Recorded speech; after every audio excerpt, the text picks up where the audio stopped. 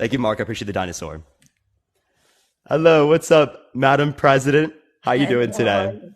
I like the sound of that. Oh, wow. I Let do like the sound of that, honestly. Sure. Can you help me? Yes, I got you. So in the bottom, you click the multi-guest option. It has like the pink and the blue, You? person. And then it should be like on the right side, you see like a camera and a microphone. Just click the camera and then click save if it comes up. I thought we knew how to do We that. did. I clicked the multi. I did. The multi-guest in the bottom, and then it should say your name on like the left and near the top. And then on the right side, it should show like a microphone, a camera. Do you see Hello. those? Hey, we did it. Thank you so much. It's good to see you. How are you doing Well, today? thank you. And it's nice to meet you, Parker. Thank you for having me on. I'm going to try to put, okay. Hi, I think we're cool. Thank you Good. for having me. Yeah, good to see you. Good to see you. I'm glad to have you on here, especially everyone in the chat. This is definitely a first thing on TikTok, so I'm glad, especially to see that you're interacting with like Gen Z and people here on TikTok. It's definitely great to see that.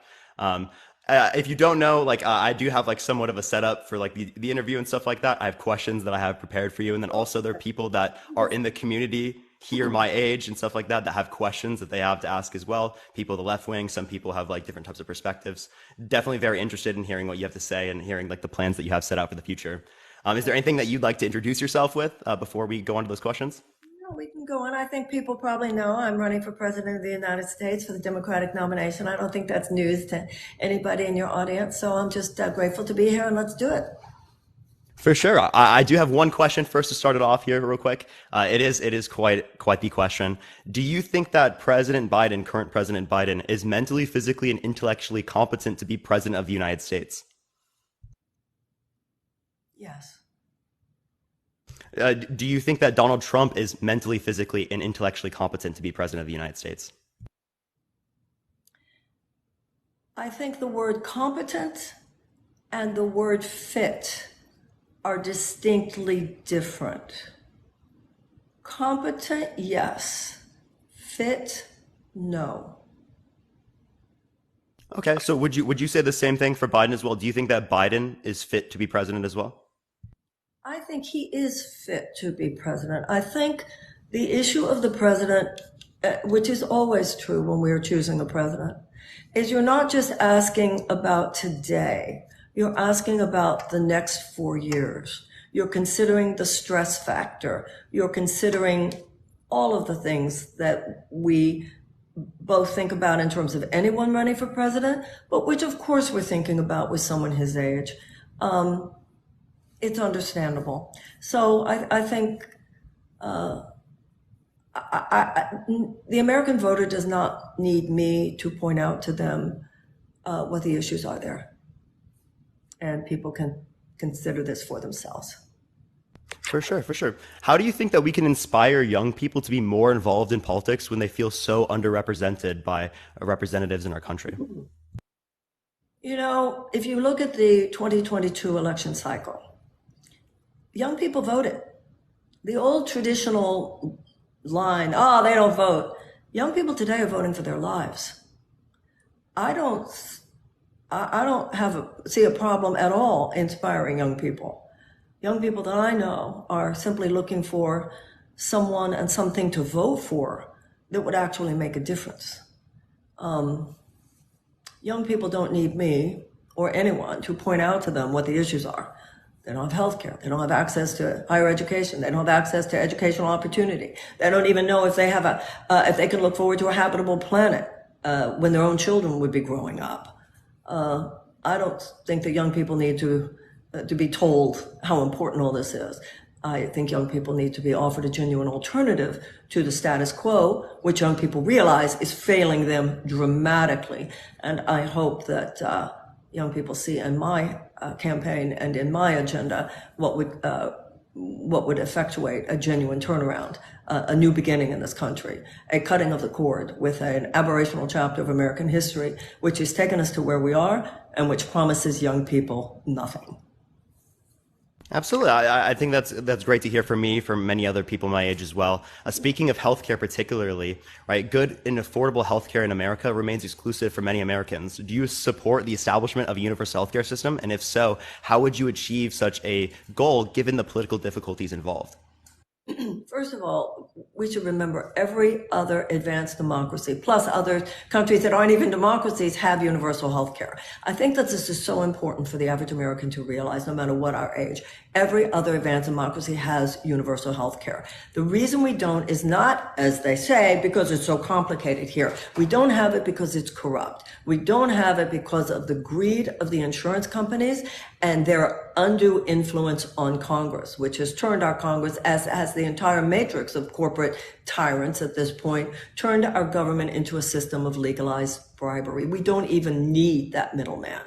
How would you do it? Well, it would depend on who your Congress is. I mean, no matter who the president is, what constitutes and who constitutes the House and the Senate is going to make a tremendous difference. But I also think, listen, if you support this campaign, I need you to do more than support me. I need you to support the Congress people who are running on a genuine progressive platform in your state. And for a third of you, that will also mean in 2024 a senatorial candidate. And remember also, whatever suppression you see of my, in this case would be my progressive voice in the presidential campaign, remember this happens on the congressional level as well. We have to start seeing politics and civic engagement as simply an aspect of a well-lived life. So yeah, if you want me to actually be able to effectuate things like universal health care, you're going to have to do more than elect me. You're going to have to elect a House and a Senate that is aligned with my agenda. But that's true of any president. I mean, no matter who the president is, they're hoping for a House and a Senate that is aligned with them. Yeah, so speaking of like the corporate influence that exists, what would be your particular goals, right, to reduce the level of corporate influence on our political sphere? Well, unfortunately, we're not, it's unreasonable to think we're going to be able to overturn Citizens United anytime soon, not given the corporatist makeup of the Supreme Court that we have right now. That should certainly be the goal. And I think your generation will be able to make that happen. I don't know if I'll see that in my lifetime. You'll be able to make it happen. And what you need to make happen, once again, won't see it in my lifetime necessarily. There needs to be a constitutional amendment to establish public funding for federal campaigns. This is disgusting. If you go to a place like Canada, the richest corporations, they don't have the political influence that we have here. In the meantime, until those things can be accomplished, there's only one way to override corporate influence, and that is with a revolution at the ballot box. It's the only way. It's the only way. And we have to do it, and we can do it if we choose to do it. Speaking of radical change, right, in relation to climate change, you have called for a World War II level response to the climate crisis. What does this World War II level response look like under a Williamson administration? I would declare a climate emergency. Once you declare an emergency, that gives the president power to override some of those corporate forces that at this point are so institutionally resistant to getting off fossil fuels. We need to ramp down fossil fuel extraction. What we have right now is a president who has overseen some healthy investments in green energy in the Inflation Reduction Act. The problem is he's given more oil drilling permits than even President Trump did. One of the first things I would do is cancel the Willow Project. We would lead to ramping down, not ramping up fossil fuel extraction. Another thing to look at is that $858 billion defense budget, the defense establishment in the United States is the single largest institutional emitter of greenhouse gases on the planet. We need what is basically like a Green New Deal. We need a strategized movement in the direction not only of getting off the fossil fuels, but also building up massive resources, whether it has to do with solar, whether it has to do with wind, whatever it has to do with in terms of developing green energy technology, which will also not only save the planet, but will also create millions of jobs. But we need to get at it. We simply need to get at it in a New Deal kind of way. Yeah. Historically speaking, nuclear energy has not been popular with Americans and hasn't been a part of things like the Green New Deal and other sorts of things that have been promoted like within Congress and amongst progressives. Like, do you think that nuclear energy has any type of role in the transition from fossil fuels? Let me tell you my problem with nuclear energy. So many people have talked to me about this, and I've read so much, and I understand that the technology is there. Okay, I do get that the technology is there. My problem is not technology. My problem is human beings. It's not that I don't think the technology has evolved enough. I'm afraid we as a human race have not spiritually evolved enough to the level of moral sobriety that is necessary to hold that much power. Let's try doing it without it first. Let's try doing without it first. So I don't think we should go immediately to it. Let's try doing it without that first. Yeah, speaking of spirituality, you've referred to yourself as spiritual in the past. What do you mean when you say that? To me, spirituality just means the path of the hearts. You know, there's a man named Dr. James Doty, who is a neurosurgeon at Stanford. And he wrote this really wonderful book called Into the Magic Shop. And he also has a new book coming out called Mind Magic. And I learned from James Doty some of what they've learned in neuroscience. Well, they used to think that the brain was the intelligence center of the body. They are now learning that there's more of a partnership between the brain and the heart than they used to realize, and that the brain and the heart together are really the intelligence center of the body. I see civilization the same way. The mind disconnected from the heart can be a dangerous thing. The mind is connected from love, and that's what's wrong with the economic paradigm that now dominates this country and has become our governing principle. Corporatism is not just corporate power. Corporate power, corporations can be adequately regulated, and I'm not an anti-capitalist. What has happened over the last 50 years, though, is this really what amounts to a malevolent strain of soulless capitalism. Adam Smith, who was the primary architect of free market capitalism, said that it cannot exist outside an ethical context. Ethics is spirituality to me. A reverence for nature is spirituality for me. Putting the health of a child, safety, health, and well-being of people before corporate profits is spiritual to me. Any stand for justice is spiritual, for mercy, for forgiveness, for rehabilitation of people's lives, for healthy food. That's if you're trying to have healthy food, healthy air, clean water. What is unspiritual is all the carcinogens in our food. What is unspiritual are the PFAS in our water. You say, what does that have to do with spirituality? Everything. Where is the heart in this? How can we, in the richest country in the world, tolerate the fact that we have the highest poverty level, that it's getting worse? I'm going to New Hampshire next week. Do you know half the people in New Hampshire are food insecure? 129,000 children are hungry. In Nevada, what's going on here? So spirituality is not just let's love each other. Spirituality is love expressed, not only in our individual behavior, but also in our collective behavior. And that is what Gandhi stood for. That is what Dr. King stood for. That is what nonviolent political philosophy stands for. And that is what I stand for. Yeah, I think that's a great answer when it relates to that. When it relates to ethics, particularly like as an undertone of terms of how we interact with other people, do you think that there's some sort of supernatural undertone to your spirituality, or is it just like in terms of ethics? I don't think anything is supernatural. I think there's just so much about nature that we don't know. I mean, look at look at the night sky sometime. I mean, there's a lot more going on. What is a Shakespeare line? Than there's a whole lot more going on here. And one day we will realize those things aren't unnatural at all. They're not, they're not supernatural. It's just more natural. There's more going on in nature than any of us have any idea yet. Yeah, it's just yet unexplained. I absolutely love that. I love that response. Not to change topics, but in relation to the Russia and Ukraine situation, in 2022, Russia invaded Ukraine with no provocation or justified reason. President Biden has strongly supported Ukraine in the sending of arms to support their campaign. Do you support the Congress continuing to fund Ukraine in their campaign against Russia? I do support supporting Ukraine, but let's not pretend there was no provocation. There was no justification. But it would be inaccurate of us to say there was no provocation. The United States does not have totally clean hands there. We played fast and footloose, what is the expression, with NATO, the Aegis missiles in Poland. So I wouldn't say it was unprovoked. We did poke the bear, but nothing that justifies that brutal invasion. And yes, I do support. Obviously, there has to be a negotiated settlement.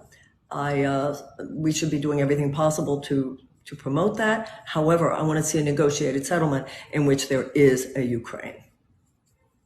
Do you think that if the reason as to why Russia invaded Ukraine was based upon the idea that NATO was encroaching upon their borders, do you think that would have likely happened about 20 years ago? Right, when countries like Latvia, Lithuania, and Estonia, right, joined NATO on the very borders of Russia? First of all, I interrupted you there, so I'm not sure I heard every word that you said, and I apologize for that. Reason. Do I think we would the reason? No. But I do think we have to be very nuanced in our conversations about foreign policy.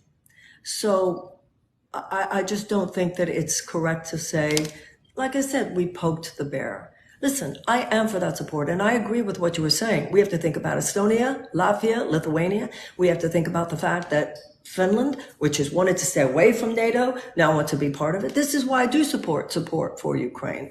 All I'm saying is that America needs to always be willing to look in the mirror and look at our own part in problems wherever they're part of our own experience.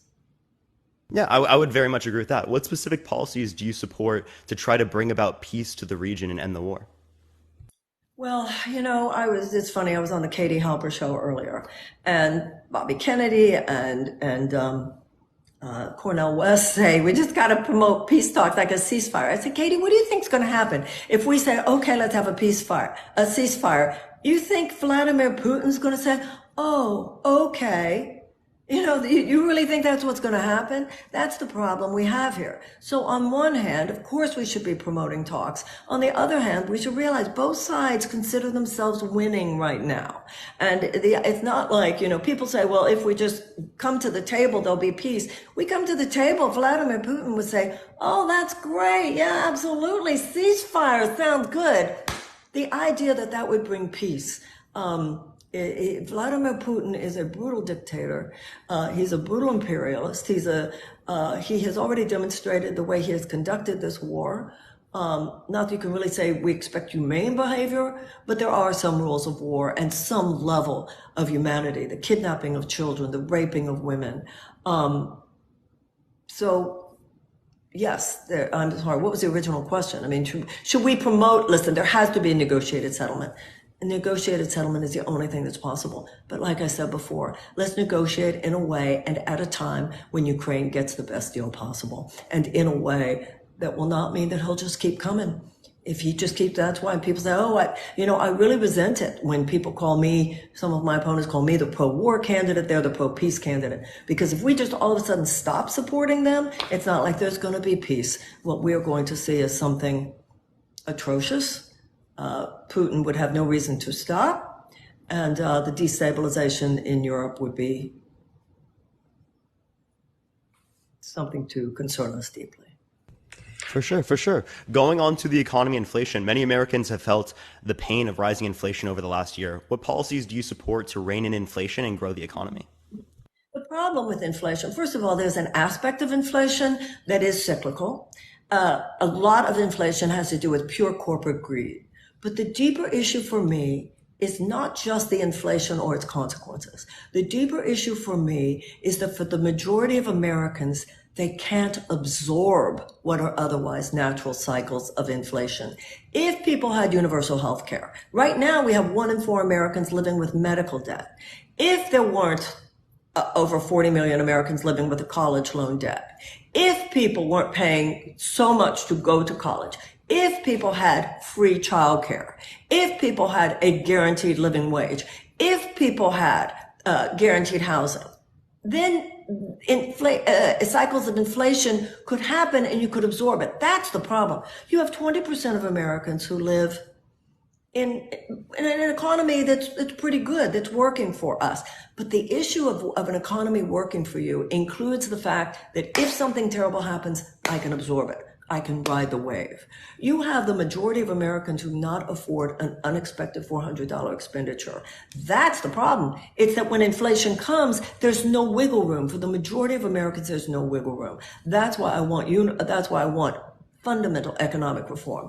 What even the president represents is the alleviation of stress. We need fundamental economic reform. So universal health care, cancellation of the college loan debt, tuition-free college and tech school, free childcare, guaranteed living wage, guaranteed housing. Right now, you have 1/3 of America's workforce who live on less than $15 an hour. Half of them cannot find a place to live. Americans need to realize the level of pure human suffering that is going on out there. The 70% of Americans say they live with constant economic stress. Of the 13, that 1/3 of our workforce who live on less than 15, half of them cannot find a place to live. And many of the people who are homeless in America are actually working full time. That's the problem. So we keep talking about inflation because the establishment figures who want to talk about inflation don't want to talk about the fact that they have created and maintained and perpetuate a system which makes it so hard for people to take any hits at all. Yeah, absolutely. Speaking of student loans particularly, how would you address the student loan crisis in America and the growing cost of education amongst individuals that have accrued debt, not particularly just like the tuition-free aspects, because that would be like removing the impact on future Americans, but not necessarily the impact on the current millennials, right, and Gen Zers that have already taken out hundreds of thousands of dollars of student loan debt and stuff like that. I want to be a transformational president. And what that means is I want to have a long form conversation with people, because otherwise, if we just come in and fix a situation here and there, the same kind of situation will inevitably recur. This is the issue. Those loans should never have existed. We had tuition-free college situations before the 1970s. We had a situation in the University of Florida system, University of Texas, University of California.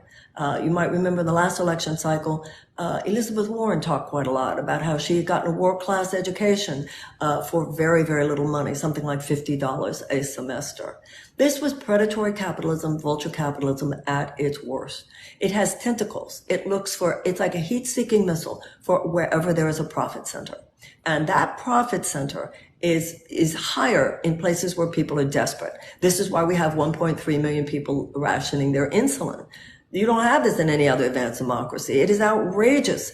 It's nothing other than greed. We don't have healthcare because of the institutionalized greed of the insurance companies. We have the people rationing their insulin because of the institutionalized greed of the pharmaceutical companies. And we have those college loan debts for the same reason, institutionalized greed. So I say that because I think the president, Franklin Roosevelt said the main job of the president is not administrative. The main job of the president is a moral vision. I want to have a deeper conversation with the American people so that people really understand this is the moral basis of eradicating that loan debt. The moral basis is that they should never have occurred. The Declaration of Independence, which is our moral mission statement in this country, says that God gave inalienable rights of life, liberty, and the pursuit of happiness to all men. That governments are instituted to secure those rights, not thwart those rights. And what you were talking about Gen Z at the beginning. What has government done for Gen Z except thwart your dreams? Thwart your dreams. We should treat a younger generation. I've never seen a generation in American history exploit and cut off at the knees a younger generation like is going on right now. It's outrageous. For those of us who have children, you set your children up to win. You do what you can, and then you hold them accountable, but you give them the means to win. And that's what education is. And that's why everyone in this country should be able to achieve as high a level of education as their achievements will take them. And that's why I would use the full powers of the executive branch to do everything possible. Some people say that the president could have, if he'd come right in at the beginning and canceled everything, there would have been less of an ability to mount resistance to that. And even now, there are those at the Debt Collective and so forth who say that he could use the higher education bill to completely eradicate. I can tell you I would try my best every single day. Yeah, absolutely. Speaking about the amount of conversation and communication that exists, how would you increase the amount of communication and inspire unity amongst Americans in a time in which there's seemingly so much division? By doing exactly what I'm doing now, laying it down for real. I would have an honest conversation with the American people. People are so gaslit in this country, and the dots are all disconnected. And you can tell that, even when they're telling you the truth, they're not telling you the whole truth and nothing but the truth. One of the biggest powers of the presidency is the bully pulpit. And I would use it, just like President Roosevelt had those fireside chats. and people would sit and they would listen to the radio, I would try to be very honest with the American people. The way I'm trying to be very honest with them right now in the campaign, you would get the same level of honesty from me. And that goes back to the fact I'm only running for one term. And the reason I say that is because I want to govern as a president who, in a way that you couldn't even think of doing if you were trying to get reelected. I want to use the full powers of the presidency. That has to do with who you appoint. That has to do with who you appoint to head these agencies. We would not have a former board member at Raytheon as our Secretary of Defense. This is outrageous. You wouldn't have people from Big Ag in control at the agriculture department. My whole presidency would be about purging the system of these kind of corporatist tentacles that have way too much power, corrupting influence on the U.S. government. And I would use that power. I would use the power of executive orders. Not that you don't want to govern by executive orders, but when necessary. And most importantly, like I said, I would use that bully pulpit. I would lay it down. I would be real. I would talk about hungry children. I would talk about the poverty rate. I would talk about economic injustice. I would talk about the system being rigged. Things would be different. Yeah, and I think that's a great thing to hear. Well, my one concern, I think the concern would probably be more felt by like people in the chat or people that might not necessarily be able to interact on this sort of level. How could we necessarily trust like someone who would be considerably like in the political sphere, right, to only necessarily be there for one term, given that we've seen people like Biden promise one term and then also, even after he finishes the one term, continuing to want to run again, even in a circumstance in which many Americans would see him to not necessarily be mentally or physically or intellectually competent to be president of the United States. Well, anytime you elect a president, you're just kind of crossing your fingers and hoping that they're telling you the truth. The president didn't actually promise one term. He said he sees himself as a transitional figure. And everybody sort of assumed that in a way. He never actually said, I only want one term. Listen, 67% of Americans wish he'd move on. For me, this is how I see it. I only want one term, first of all, for the reason I said to you. I couldn't do what I want to do if I was seeking to get reelected. I want to give this country, and think of it as a body with a chiropractic adjustment. This government needs its heart back. And to be honest, the American people need their spine when it comes to political issues. I'm 71 years old. At the end of one term, it will be time already. It will not be time for another baby boomer at that time. It will be time to hand it over to a younger generation whose turn it will be at that point. You know, generations come and generations go. That's the way of nature. And I have other things to do before, that I want to do before I die. I have a grandchild. It'll be time. Let me just in there for 4 years. And then I got some things I'd like to do in those last few years of my life. So, I could be lying, of course. Yeah,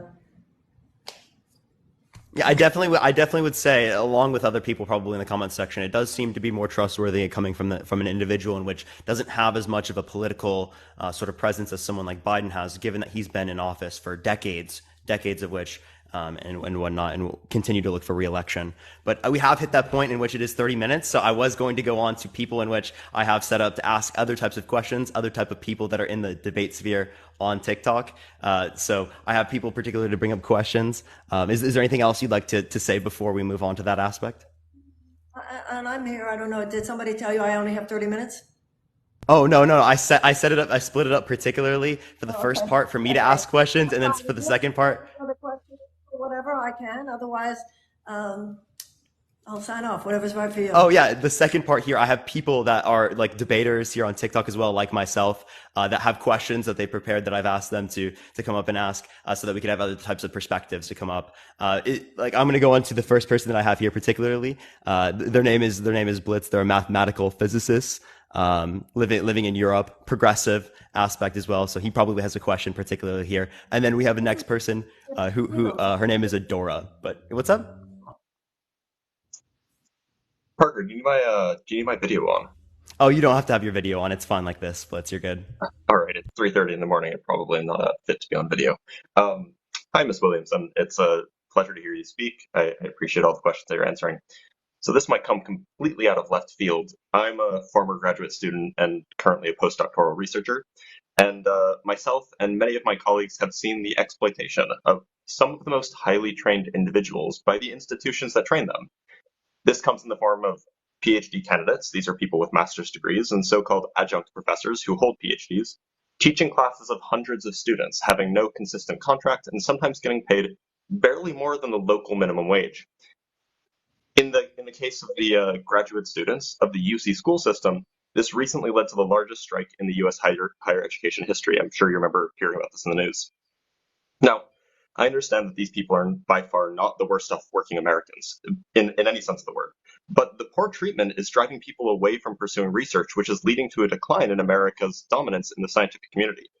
As president, how would you address this kind of brain drain that we're seeing because of this exploitation by universities?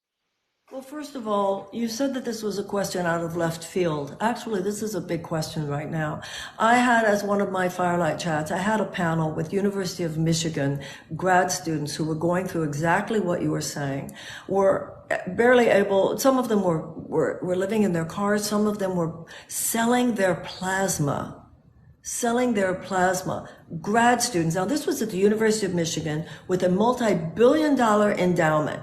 I'm happy to say that ultimately these students were successful in their strike and did get their demands met. I'm happy to say, but it was difficult.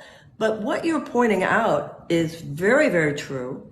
And what you said, the result of it is very, very true. People not even going. The idea that somebody's in graduate school, particularly one of these world-class institutions that has these multi-billion-dollar endowments and is selling their plasma to be able to live, it's so outrageous. Now, you have to talk about what is the power of the presidency. We don't have a king, we don't have a dictator. So I can't just go in and make them not do it. But you know what I can do? I can do what you and I are doing right now. I can mention it. There is such a thing as healthy shame, and I can definitely make it known. In a case like that, I would make it known. I am on the side of those grad students, and I think that it is shameful that in the United States of America, in our world-class educational institutions, that we are not doing everything possible. This is what I didn't understand about University of Michigan. Your grad students are your crown jewel. Your grad students are your crown jewel of achievement. You should be doing everything possible. And this is what I was meant before. What are we doing? Shouldn't we be helping our young people thrive? If you want America to thrive, America can't thrive if Americans don't thrive.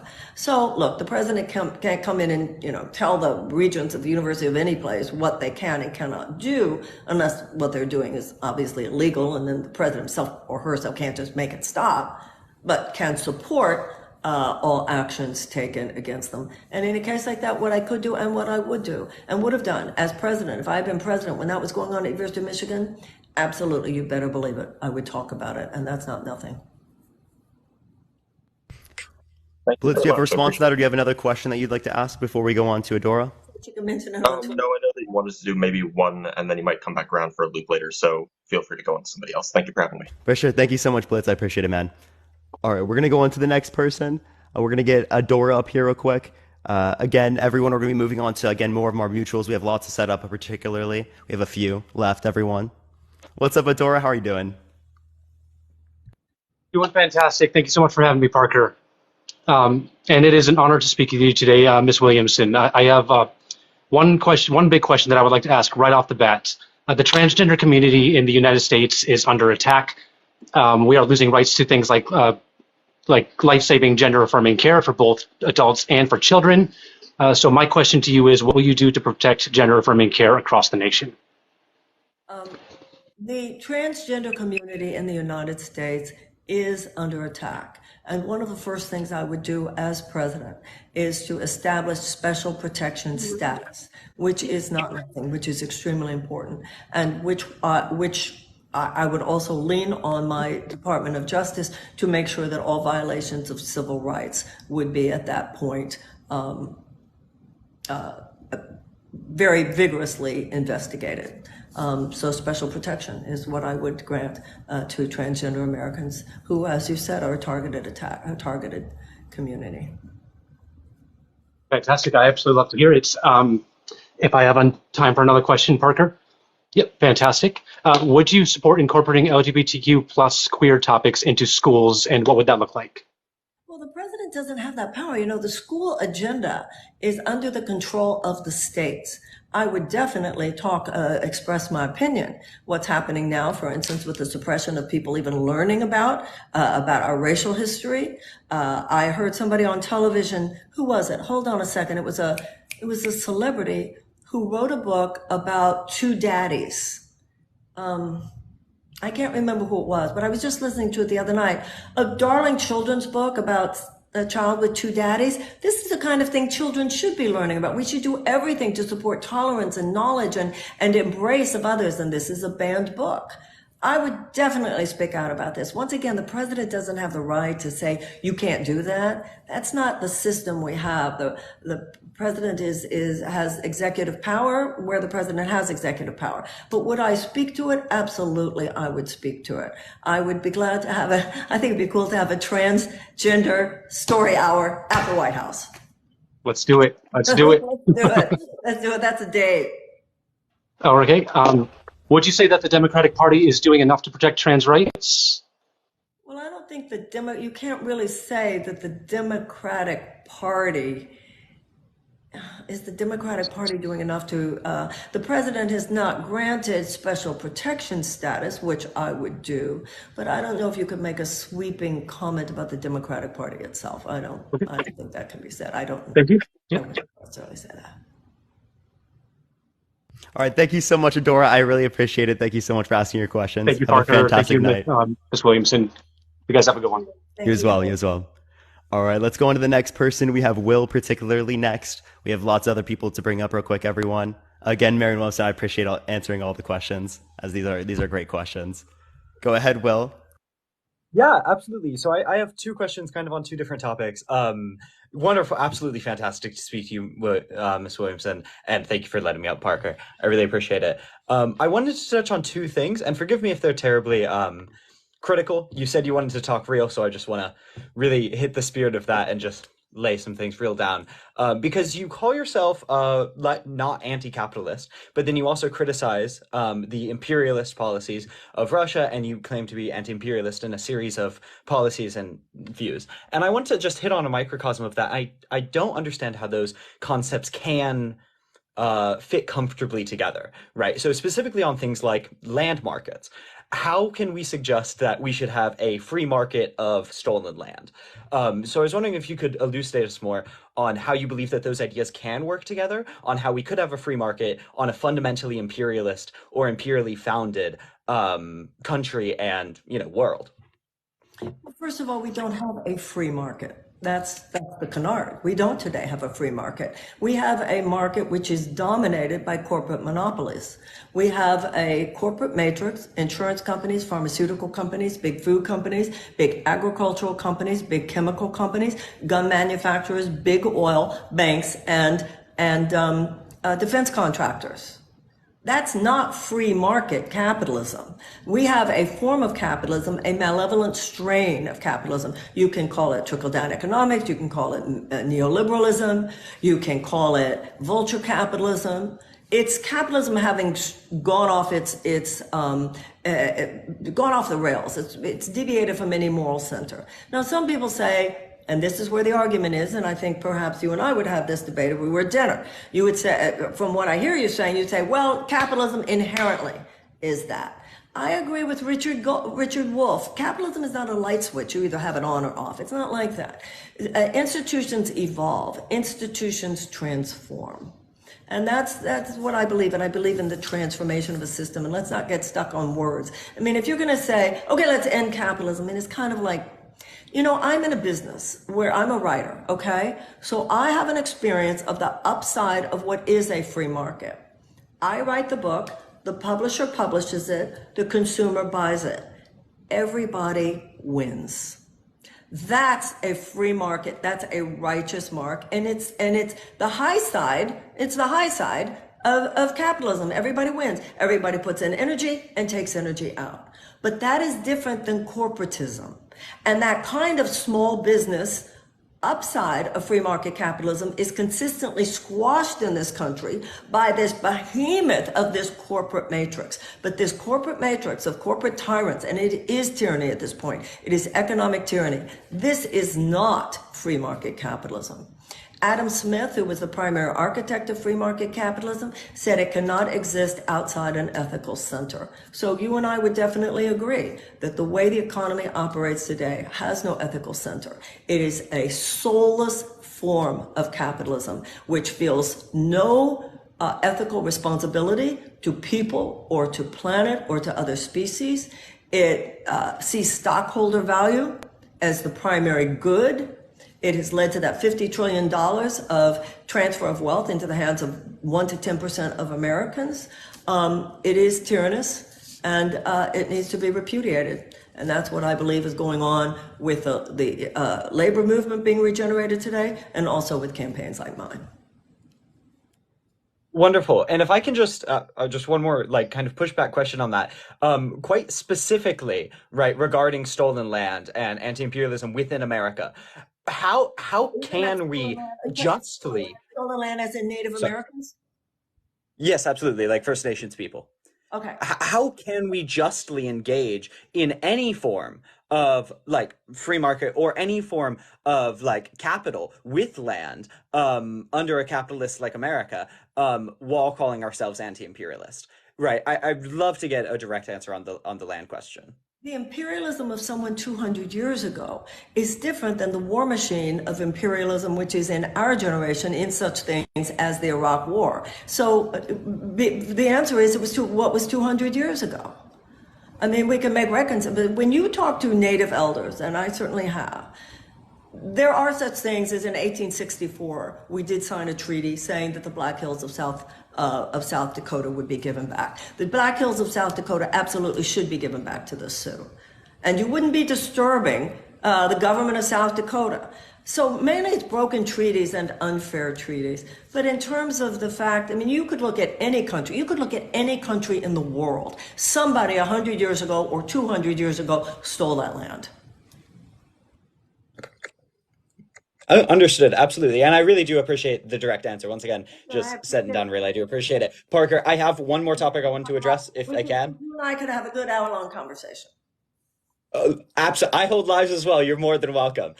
Sorry to plug myself, but you're more than welcome. Hit me up. But the other question is, I do spend hours and hours of my day, basically every day, just like Parker, just like many people on this live, deconstructing and discussing religion. And one of my biggest concerns about you, Marianne, and as well as quite a lot of people within politics, is the active engagement in spiritual and religious language, at the very least, the language and heuristics of religion, right? I believe you call it the path of Christ, or a conversion to Christ, was a lot of your work and a lot of your discussion. So my question is, how can you earnestly, if you were president, if you are an elected official at all, earnestly engage in what is a fundamentally secular and valuably a secular system, right? That's an incredibly important American value. You reference Gandhi and other social leaders as referencing religious heuristics. That's entirely fine from my book. I think religion and religious heuristics is helpful in social movements. But in terms of earnestly being president, earnestly using the bully pulpit, secularism isn't just in what our laws are, it's also how we make and create them. So I'm just wondering how you would engage in that and how you'd respond to that. First of all, I refer you to the second inaugural address of Abraham Lincoln. That's number one. I hope that when you get off the phone, you'll go read the second inaugural of Abraham Lincoln, because the whole thing's about the Bible, and Lincoln did okay.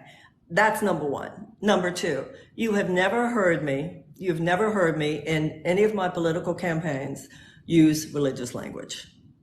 I am a Jew. So as a Jew, as a religious minority, no one needs to remind me how important it is, our tradition of secular language when it comes to our political dialogue. I'm very clear about that.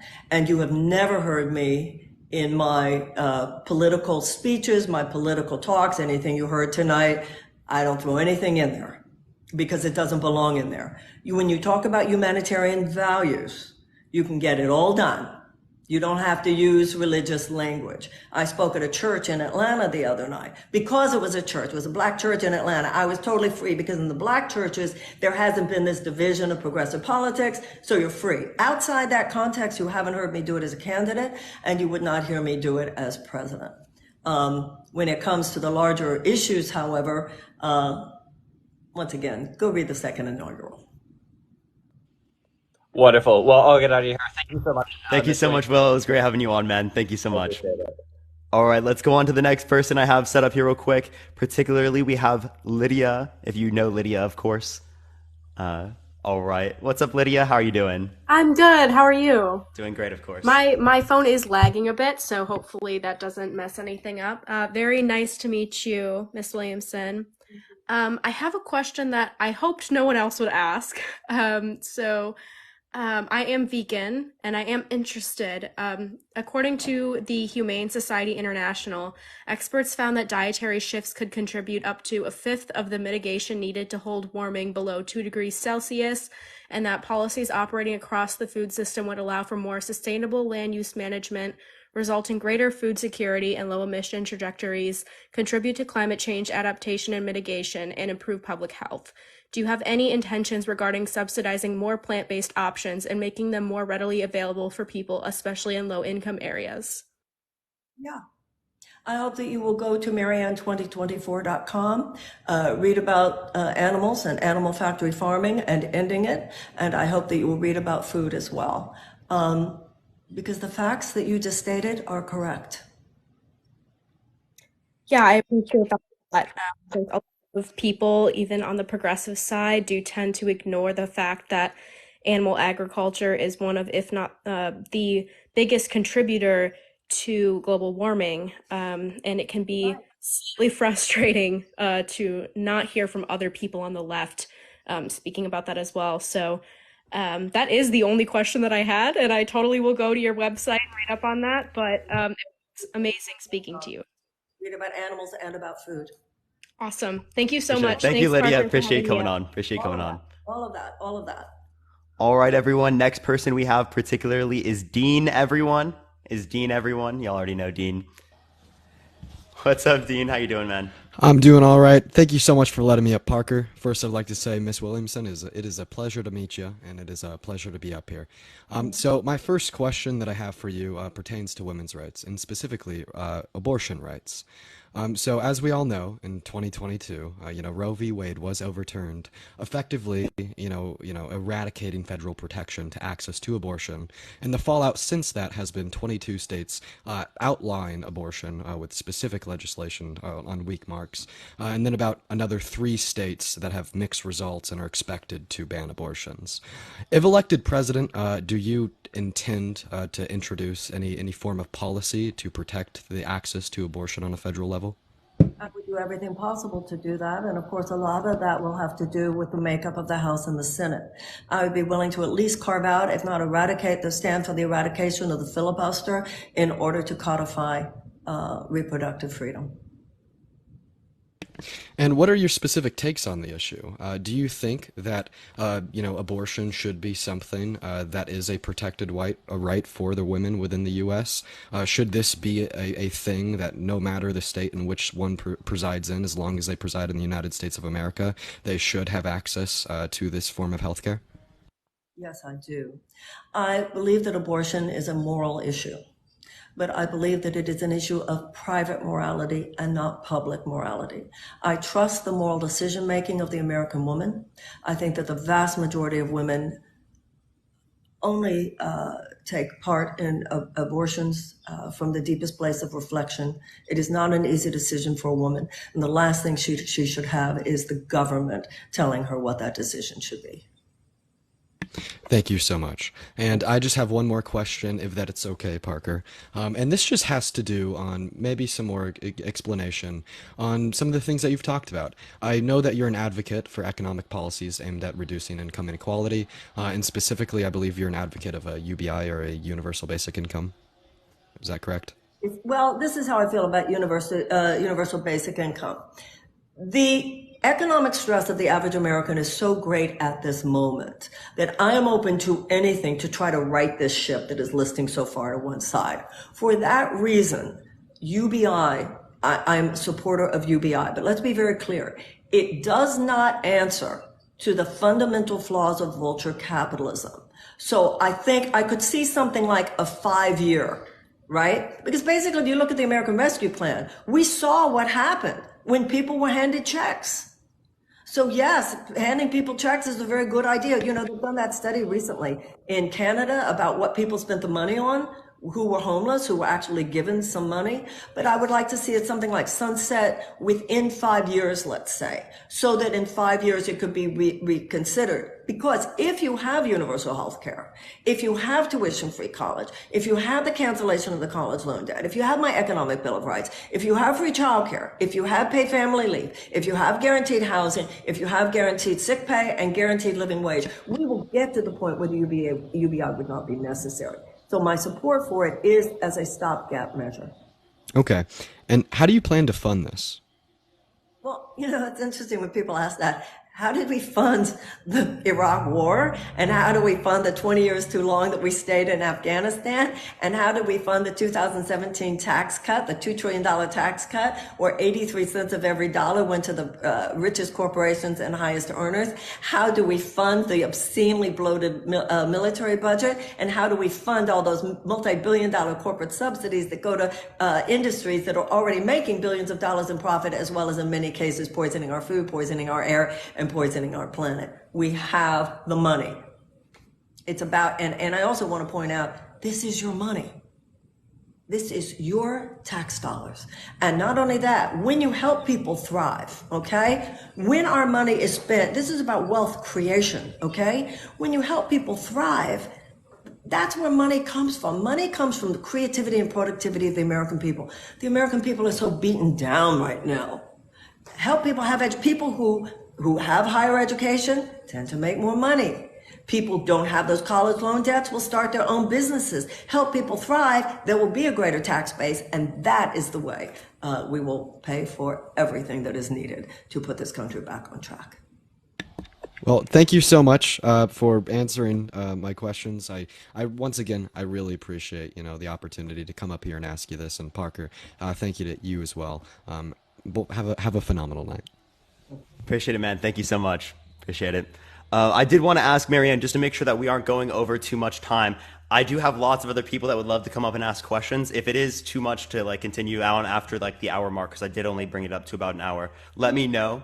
I'm getting up tomorrow morning. I'm going to Detroit, and so I don't want to spend too much longer, but maybe two or three. Is that all right? Two or three more? Okay, for sure. I'll definitely try to make sure to get to them. Everyone who I do not get to, I really apologize, everyone. I'm going to try to get to as many people as I can, so 2 to 3, everyone. Again, I did promise more people, but I appreciate it, everyone. So let me go on to the next person. Again, everyone, I appreciate it so much. Let's go on to the next one real quick. All right. Yo, what's up, Mike? How you doing, man? Hey, what's up, Mike? Marianne, how are you?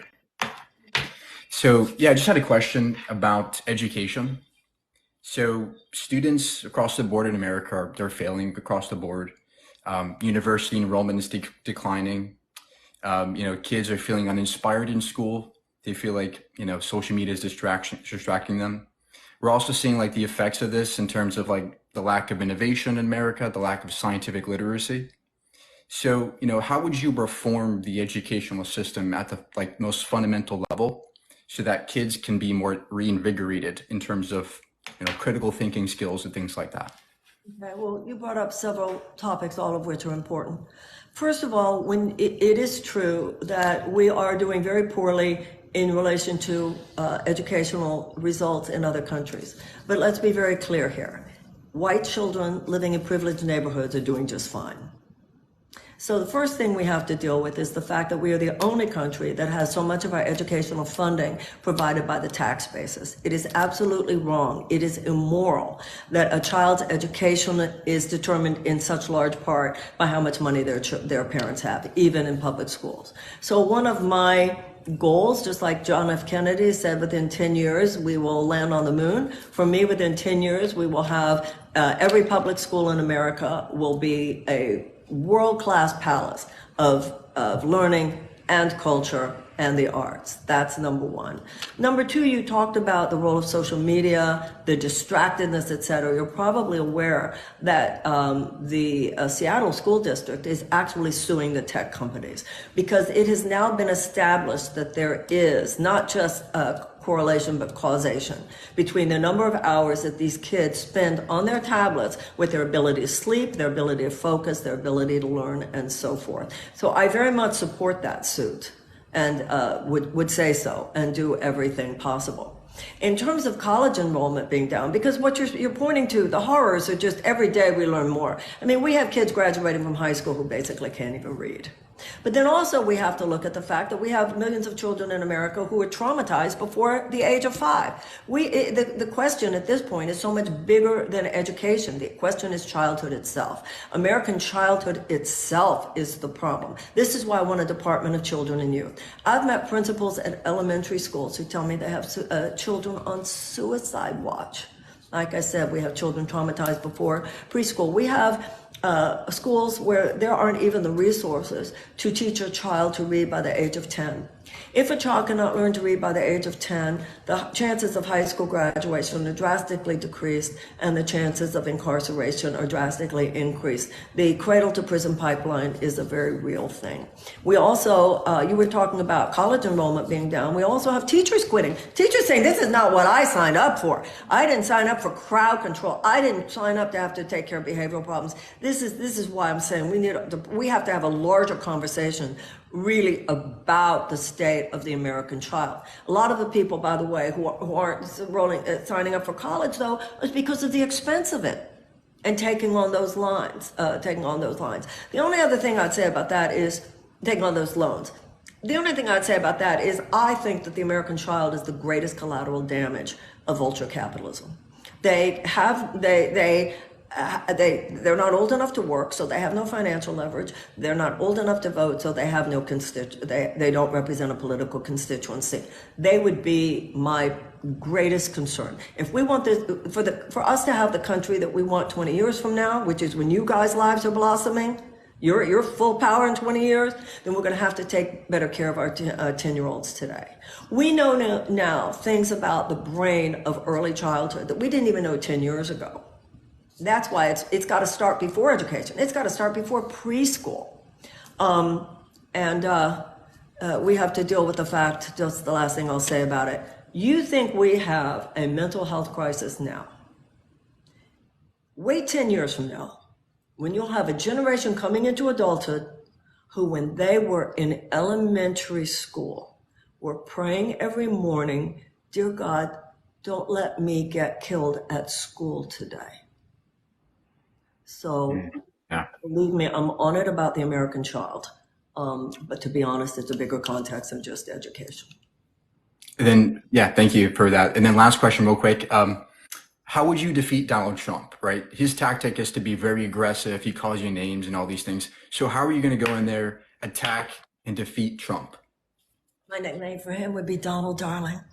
This is the deal. Franklin Roosevelt said, we would not have to worry about a fascist takeover in this country as long as democracy delivered on its blessings. Donald Trump is not the cause of the problem. He is a symptom. The problem is corporate greed.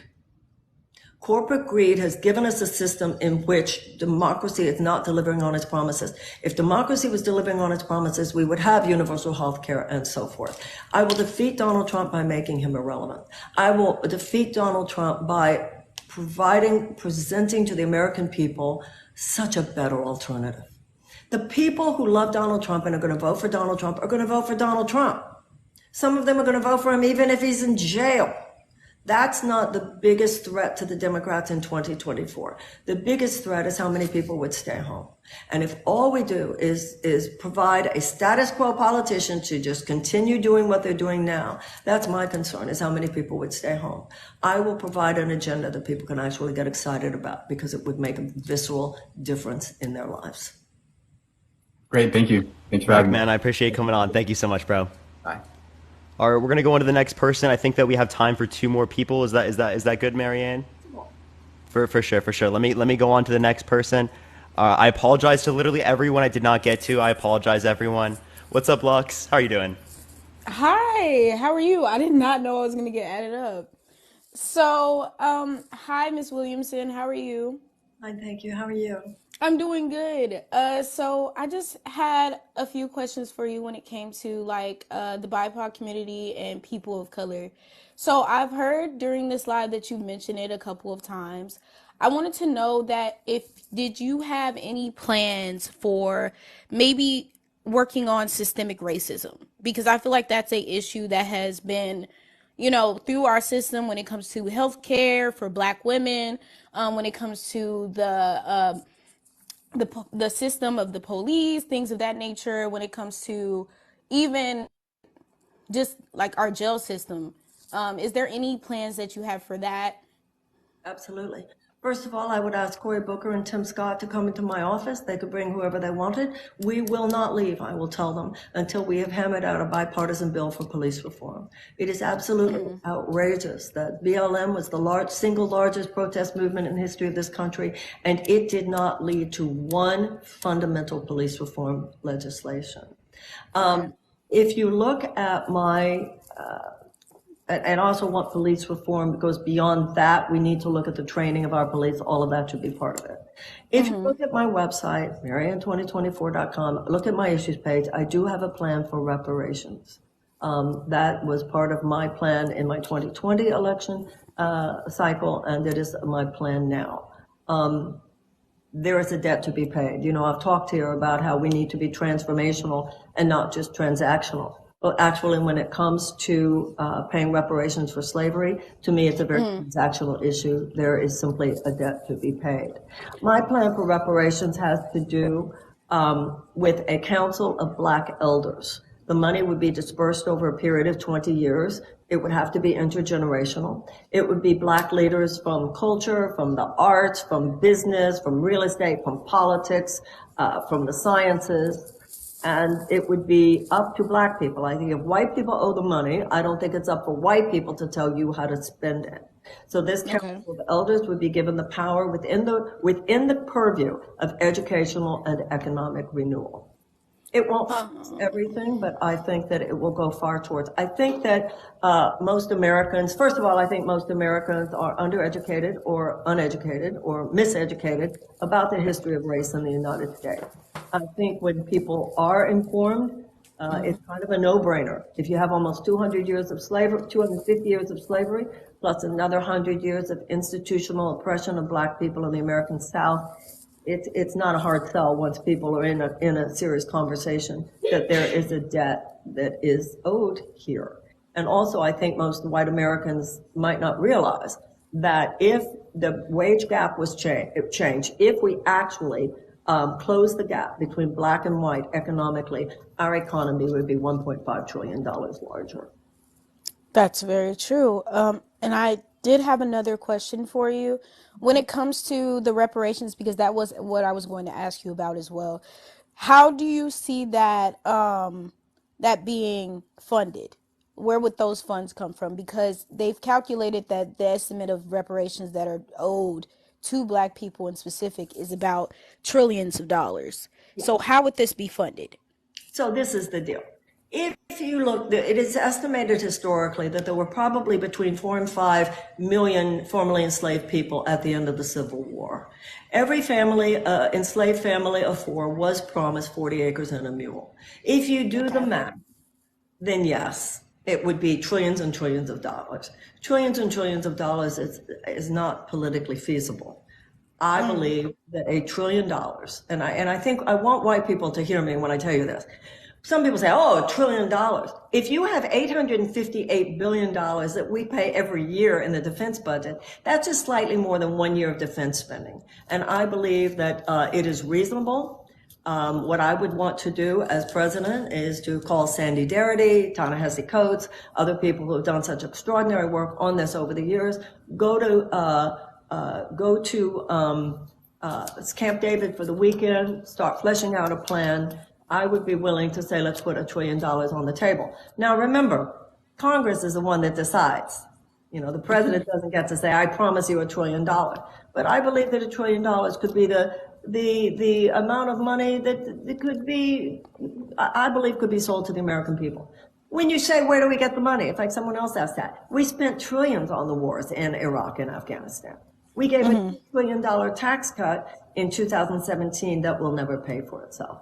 And by the way, once again, this money would be dispersed over a period of 20 years. And because it would be spent on economic and educational renewal, all of those things would actually ultimately put money into the U.S. Treasury. Okay. Well, thank you so much for that. That's all the questions I had so far. Thank you for I having me, appreciate you Parker. coming on. Thank you so much. Have a good one. You as well. You as well. All right, everyone. We have one more person for tonight. I apologize to everyone we did not get to. I wish I could get to everyone here tonight, but it is getting later for Marianne and whatnot. So I appreciate everyone who did come on so far. We're going to get to the last person.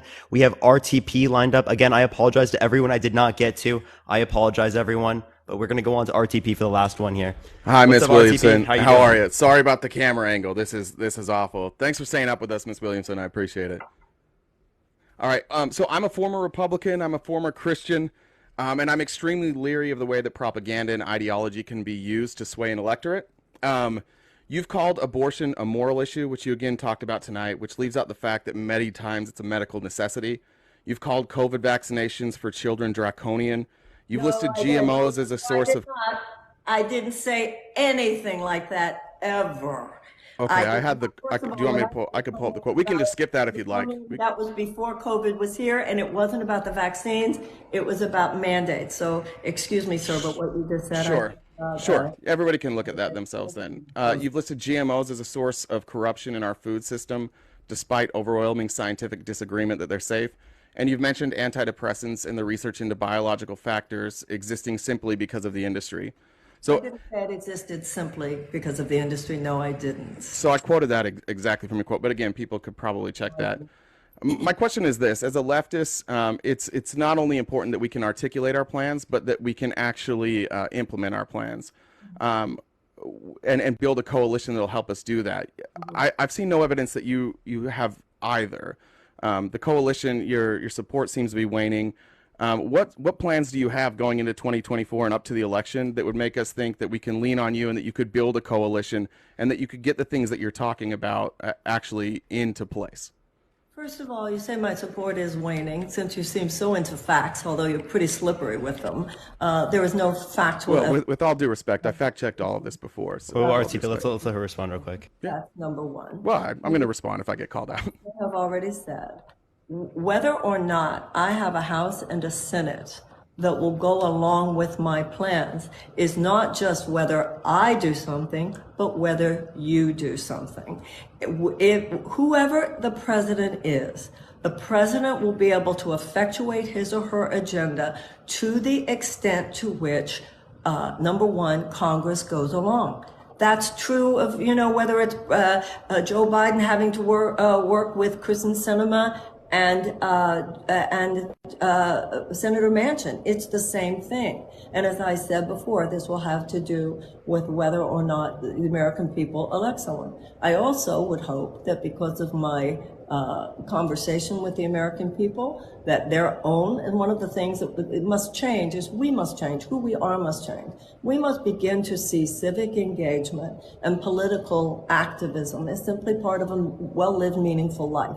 So I always say, some politicians will say, send me to Washington and I will fight for you. And that's the old model, much like you're saying, do you have the coalition? I don't want to go to Washington and fight for you. I want to go to Washington and co-create with you.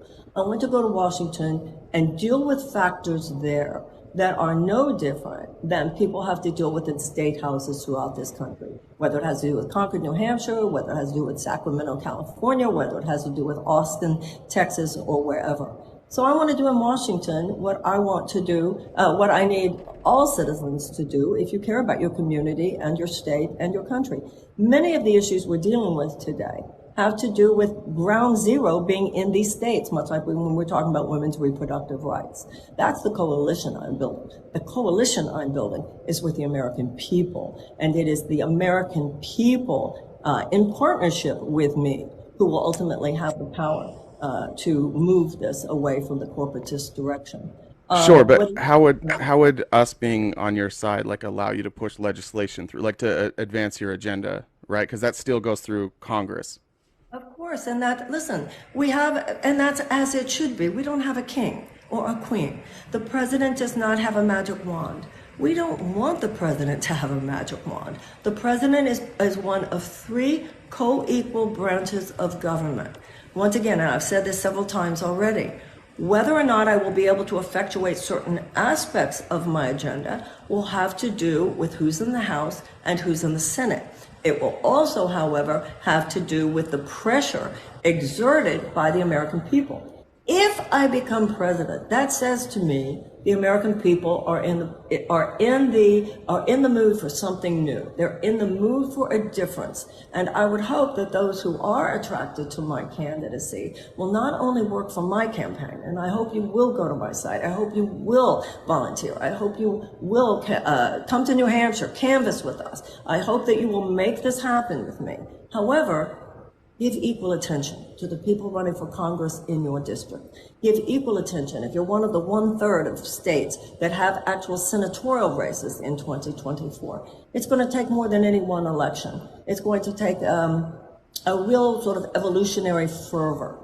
And I do believe, though, that as JFK said, those who make peaceful revolution impossible make violent revolution inevitable. We must move things in a direction of real change in this country. Positive change, a change in the direction of greater justice and greater democracy, or to be honest, I fear what's going to happen in this country.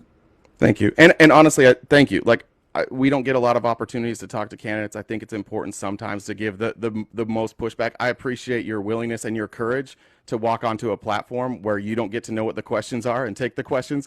So I apologize that coming strong. We get one shot. And I think the people that at least are in my group, we want to hear the toughest questions we can possibly ask the candidates. I think you've done a good job tonight answering tough questions, and I appreciate it. Thank you very much. I accept your apology. Wow. Yeah, thank you. I say so. Other people push back, but they push back with respect. Thank you for getting there. Okay, thank you.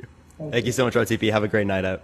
Thank you. Marianne, I really just want to say again, I appreciate it to like follow on to like what RTP said. Great thing answering all these questions. These were some pretty hard questions asked from people all across the debate space that of my generation and people who are older as well. So I'm really glad that you were able to answer all these questions. It's really, really cool to see how presidential candidates can interact with us, especially the younger of us, so that we can also be a part of this political process and to bring more like younger people involved. So I really do appreciate that. This is like a really cool thing. Like I just want to make that like known. I really do. Well, I appreciate you. Thank you for having me on. Thank you for giving me this opportunity, and I wish you and all of your followers well. And God bless. God bless. I said it. You're good. Don't worry. I appreciate you coming on, Marianne. Have a fantastic night. You too. Bye-bye. All right, everyone. I appreciate everyone who did come on tonight. Today was an absolute wild live, a first time here on TikTok. I apologize to everyone I did not get to. Mark, I appreciate the galaxy. I wanted to get to as many people as I possibly can. I apologize, everyone. I literally would love to be able to get to everyone, but we do have time constraints and whatnot.